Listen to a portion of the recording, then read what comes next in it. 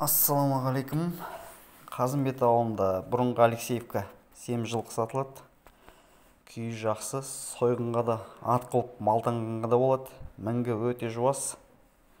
Арба шанаға мықты, шегін. Любой груз жоғары төмен алып шығады. Тартымы өте мықты. В общем, иесі любой тонна тартады, бір отказ бермейді, гарантия дейді ғой.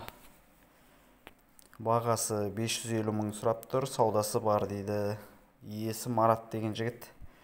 Иесінің номерін видеоның атына және описанияға қалдырам. Сол номерге хабарласып саудасын жасайсыздар. Саудасы бар.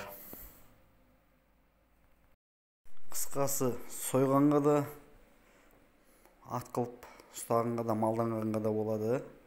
Біраз болды жемде тұрғанда. В общем, данныйын бәрін иесінен номерін название қалдырам, описание қалдырам.